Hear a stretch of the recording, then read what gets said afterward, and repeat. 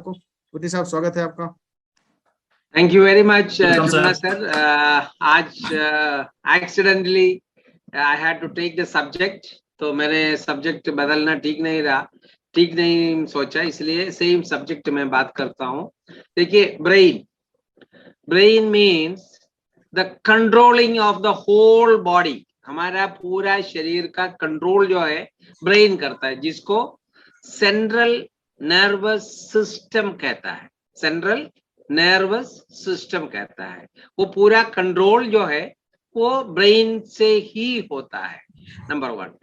Number 2, कोई भी दवाई डायरेक्टली हमारा ब्रेन को असर नहीं करता या काम नहीं करता। There is a blood brain barrier system. Blood brain barrier system हर एक इंसान में होता है, इसलिए कोई भी दवा खाने से ब्रेन में डायरेक्टली असर नहीं करता है, ये आप समझ लीजिएगा। दूसरी बात, जो ब्रेन काम करता है, ब्रेन को जो भी मैसेजेस हमारा एक एक ऑर्गन, एक एक सिस्टम जो भेजता है, उसके अनुसार ब्रेन जवाब देता है, ऐसे करना है या वैसे करना है, राइट। ब्रेन का सिर्फ यह है ऑर्डर देना होता है, ऑर्डर देता है। और ब्रेन जो है इन टोटल 1.25 किलो का, बॉडी कितना भी बड़ा हो, ब्रेन जो है अप्रोक्सीमेटली 1.25 kg, क्या बोलते हैं, 1.25 किलो वेट का होता है। And the brain cells are called neurons. Neurons बोलते हैं। Neurons जो है वो आपका कम्युनिकेशन मैसेज ब्रेन में से आपका पूरा सेल्स को टाइम टू टाइम देता है। ओके, इतना आपको समझना है। अच्छा, जो मेन सब्जेक्ट जो है वो ये है कि जिस तरह से ह्यूमन बॉडी का सेल्स दिनों में या महीनों में रीजनरेट होता है, ब्रेन सेल्स नहीं होता। ब्रेन सेल्स कम से कम 4 to 5 years, 5 साल का काम है, 5 साल लेता है रीजनरेट करने के लिए, जबकि बॉडी का बाकी ऑर्गन का सेल्स रीजनरेट करने में सिर्फ कुछ दिन लगता है या किसी सेल में कुछ महीना लगता है। ऑक्सीजन डेफिशिएंसी हो जाए, ब्रेन सेल डैमेज होने के रीजंस बता रहा हूं। जो डीप ब्रीथ एक्सरसाइज नहीं करते हैं या पर करेक्ट कॉम्बिनेशन ऑफ ऑक्सीजन जिसको भी नहीं मिलता है, उनका ब्रेन सेल्स जल्दी डैमेज हो जाता है। समझ लीजिए 3 मिनट अगर ब्रेन का सेल्स को ऑक्सीजन नहीं मिला तो वो सेल मर जाता है। मरने के लिए 3 मिनट लगता है, रीजनरेट करने के लिए कम से कम 5 साल लगता है। See, understand the importance of breathing, right? Breathing is very, very, very important for the brain cells. Body का सेल्स जल्दी मरता है, जल्दी बनता है, बट ब्रेन सेल्स नहीं करता है। इसलिए breathing exercise is very very important. अच्छा, ये जो 1.25 किलो वाला जो ब्रेन है या न्यूरॉन्स है, न्यूरॉन सेल जो है अप्रोक्सीमेटली 85 to 90 बिलियन न्यूरॉन्स का बना हुआ है। ये जो ब्रेन के अंदर जो नर्वस सिस्टम है, इट इज हाईली कॉम्प्लिकेटेड, वो बहुत ऐसा बना होता है। ठीक, आज मैं प्रिपेयर नहीं किया स्लाइड, क्योंकि सर को क्लास लेना था, इसलिए मैंने प्रिपेयर नहीं किया। अभी लास्ट मोमेंट में सर ने बोला, किसी एक नेक्स्ट टाइम मैं आपको स्लाइड्स दिखा दूंगा। उसका जो ब्रेन का जो नर्वस सिस्टम है इट इज हाईली कॉम्प्लिकेटेड, वो समझ के बाहर है।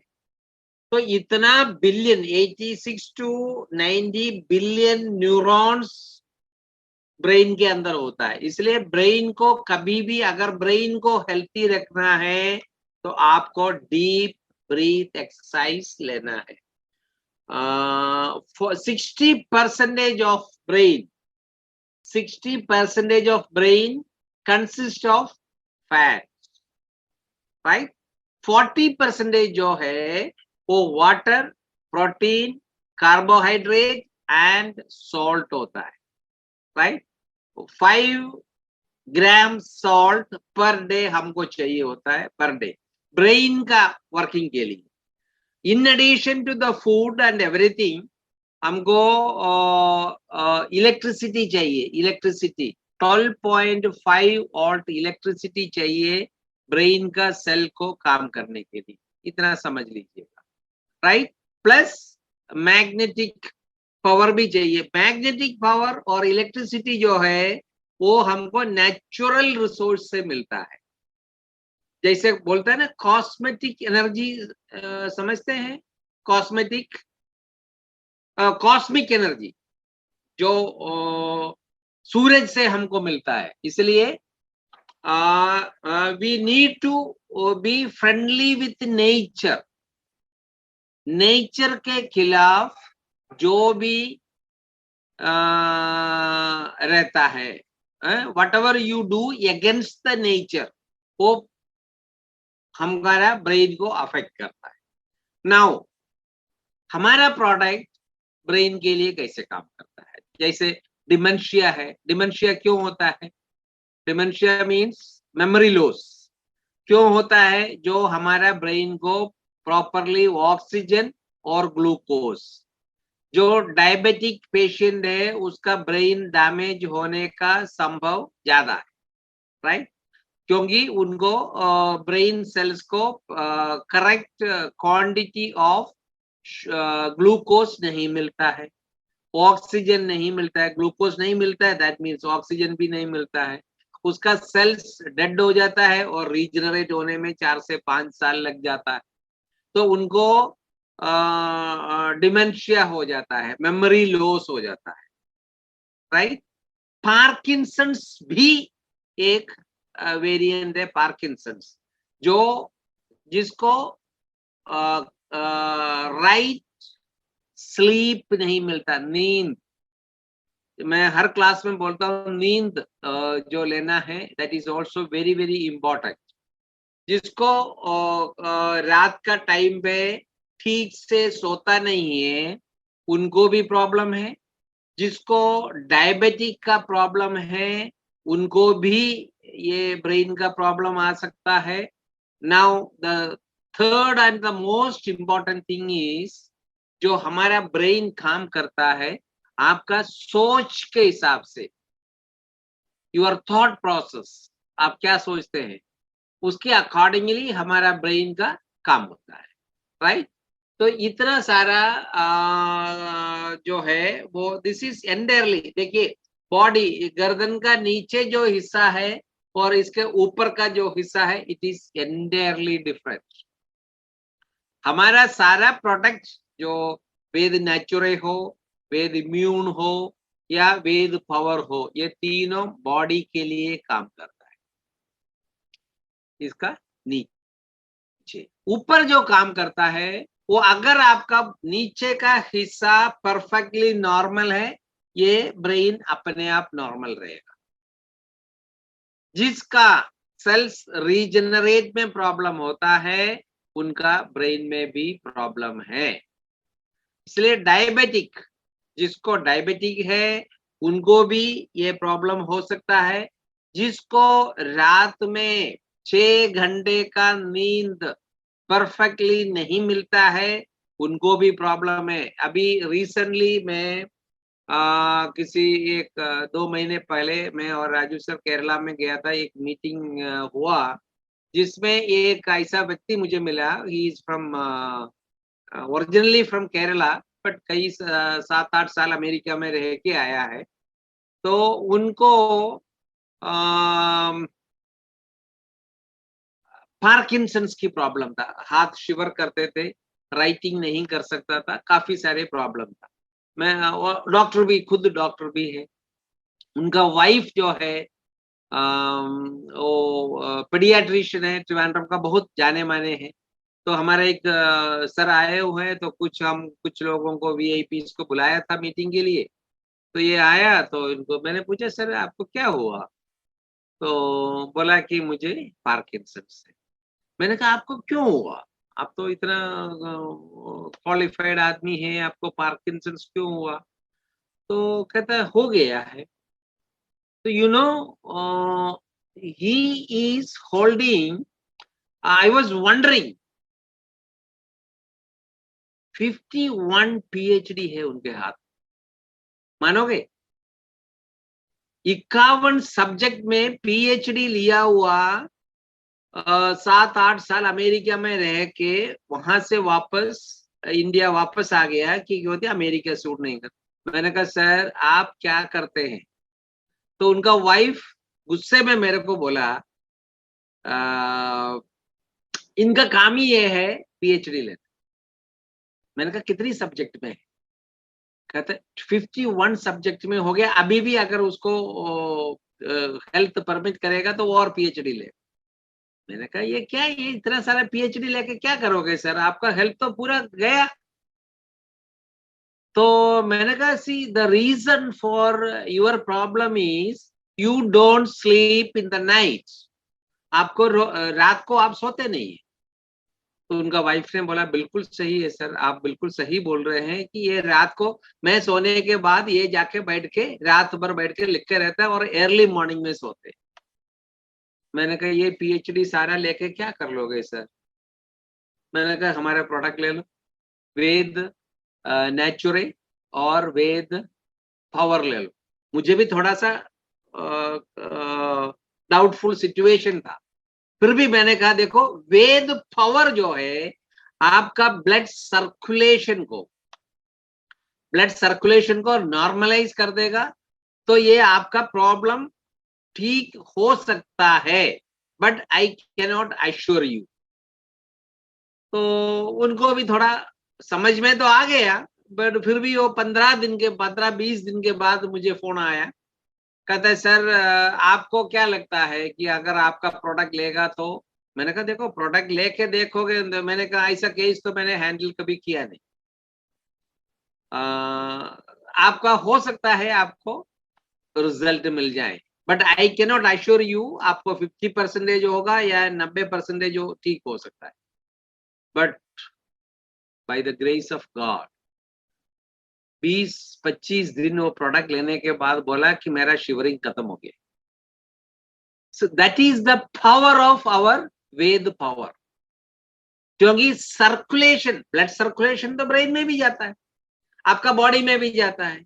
तो पार्किंसंस हो, डिमेंशिया हो, वेद नेचुरे के साथ वेद पावर 2.5 ग्राम, उनको मैंने सबको मैं वेद पावर 2 ही बार देता हूं, उनको मैंने 3 बार दे दिया। 3 बार देने से उनको जल्दी रिजल्ट आ गया। कि हम लोग ये जो खाने पीने का ये सारा चीज जो सिस्टम है या हमारा डाइट के बारे में इतना इम्पोर्टेंस देते हैं, वो इसलिए देते हैं कि आपको टाइम बाउंड रिजल्ट मिल जाए। आप 5 ml पी लें, 10 ml पी लें, 15 ml पी लें, आपको रिजल्ट जरूर मिलेगा। बट द प्रॉब्लम इज आपको जल्दी रिजल्ट चाहिए, तो हमारे हिसाब से आपको 20 ml लेना होगा। आज मैंने किसी को 30 ml का दिया है, नोएडा में कोई VVIP है जिसको मैं आज जाके मिलके आया हूं। तो क्या वो उनको बोला कि आपका लिवर जो है श्रिंक हो गया, सुकड़ गया, बहुत डर गया। 1 हफ्ते से मेरे को फोन कर रहे थे, टाइम नहीं मिला। डॉक्टर सोलोमन का ही पेशेंट है, मैं वहां गया तो इतना सारा डरा हुआ था, वीवीआईपी है, बट मैंने उसको धीरे 1 घंटा लेके उनको सारा cell, human body, human anatomy सब कुछ समझा दिया। तो उसका घर में सारे के सारे पेशेंट है, हस्बैंड भी पेशेंट है, वाइफ भी पेशेंट है, बेटा भी पेशेंट है, सब पेशेंट। और 100 किलो से नीचे तो कोई है ही नहीं उनके घर में, सब 100 किलो के ऊपर है, 120 किलो से ऊपर। मैंने कहा क्या खाते हो भाई, कहाँ से आटा खरीद के लाते हो? अब यही तो मजाक में बोल सकते हो, और क्या बोल सकते हैं? खाने का कोई कंट्रोल नहीं है। 18 साल का बेटा जो है 120 किलो है। मैंने कहा भाई देख, ऐसा है, मैं हाथ जोड़ देता हूँ, अगर आपको ठीक होना है, हेल्थी रहना है, तो आपको फ्लैक्स ड्रिंक लेना है, प्रीबायोटिक लेना है, प्रोबायोटिक लेना है। तो सारा कुछ समझा के तो आ गया। तो शी लुक्स वेरी हैप्पी, क्योंकि किसी ने तो बोल दिया आपको 100% ठीक कर दे। तो ये जो हम अपनी बॉडी को क्या देते हैं, that is very very important. तो ये ब्लड ब्रेन बैरियर सिस्टम की वजह से आपको हर एक दवाई ब्रेन में काम नहीं करता, ये समझ लीजिए। और जिस तरह से बॉडी का सेल्स रीजनरेट होता है, वैसे ब्रेन का सेल रीजनरेट नहीं होता, इट टेक्स लॉन्गर पीरियड। इसलिए आपको डीप ब्रीथ एक्सरसाइज का इंपॉर्टेंस समझिए। डीप ब्रीथ एक्सरसाइज ये आपको जरूर लेना है। और आपको प्रोटीन प्रोटीन रिच फूड खाना है। कार्बोहाइड्रेट कम करना है। राजू सर हर मीटिंग में, हर क्लास में बोलते हैं, don't take more than 40% of carbohydrate. ये आपको ध्यान रखना है। और सॉल्ट जो है, जैसे सॉल्ट जो है आपको 5 ग्राम से ज्यादा पर डे नहीं लेना। इतना चीज अगर आप ध्यान रखोगे, और रात का टाइम जो है वो सोने के लिए, that is very very important.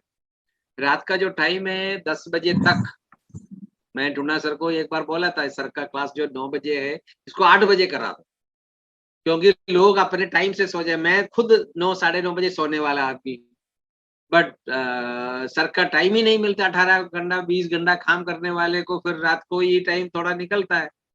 तो ये है कि आपको 9:30 10 बजे तक बेड में जाना ही जाना है। और किसी भी तरह का मोबाइल या आपका टीवी, ये रेडिएशन जो है वो ब्रेन को नहीं मिलना चाहिए। इतना चीज को अगर ध्यान रखोगे, तो all of you can leave a very healthy life. कई सारा लोगों को मैंने देखा है, डिमेंशिया है या पार्किंसंस है। वो यही रीजन है कि ब्रेन के लिए, देखो ब्रेन के लिए कोई एक्सरसाइज तो है नहीं, वो तो मेमोरी का है। आप रीडिंग करोगे, गाना सुनोगे या सोचते रहोगे तो ठीक है, आपका ब्रेन एक्टिव रहेगा। अगर ब्रेन को एक्टिव रखना है तो आपको डीप ब्रीथ एक्सरसाइज करना है, जो मैं क्लास में, हर क्लास में ये बोलता हूं। हर एक में 24 आवर एक दिन में है, 8 घंटे आप सोने के लिए निकाल दो, बाकी 16 घंटा है। 16 घंटे में हर एक घंटे में 5 मिनट, कम से कम 5 मिनट डीप ब्रीथ एक्सरसाइज ले, तो आपका ब्रेन, खाना, न्यूट्रिएंट्स, ये आपको देखना है। कितनी चीज है ब्रेन के लिए। नाउ मैं ये बोलना चाहता हूँ, लास्ट क्लास में, लास्ट सैटरडे की क्लास में मैंने बोला था कि आप डाइट प्लान को फॉलो नहीं करोगे तो रिजल्ट कैलकुलेटेड टाइम पे नहीं आएगा। It is a real fact. But अभी आज भी मैं कुछ मॉर्निंग में पेशेंट मिले थे, तो वो बोला कि नहीं हमने फ्लैक्स ड्रिंक नहीं लिया, ये नहीं लिया। देखिए, आपको अगर कैलकुलेटेड टाइम में 3 महीने में, 4 महीने में, 5 महीने में अगर परफेक्टली नॉर्मल होना है, हमारे डाइट प्लान फॉलो करना है। अब डाइट प्लान फॉलो नहीं कर सकते, कोई बात नहीं, आप 10 ml ले लो, 15 ले लो, बट आपको लॉन्गर पीरियड में लेना पड़ेगा।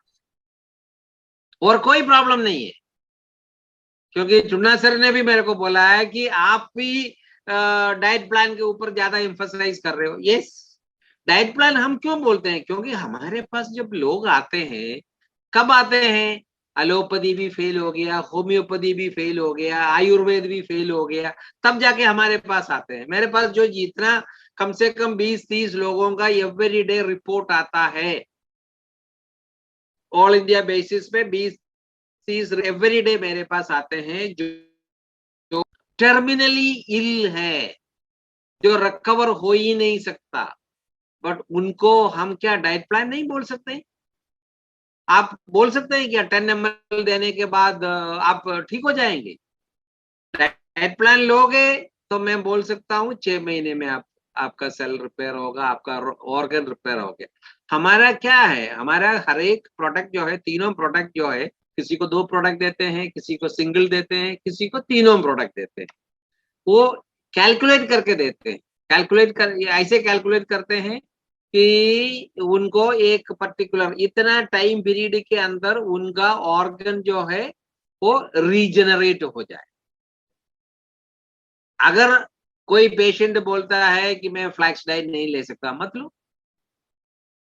बट आपको जो 3 महीने में रिजल्ट मिलना है वो 6 महीने में मिलेगा, बस, और कोई फर्क नहीं है। सबको मैं तंबाकू मना करता हूँ, सबको मैं स्मोकिंग मना करता हूँ, उन लोगों को क्या रिजल्ट मिलेगा? It will take more time, और कोई प्रॉब्लम।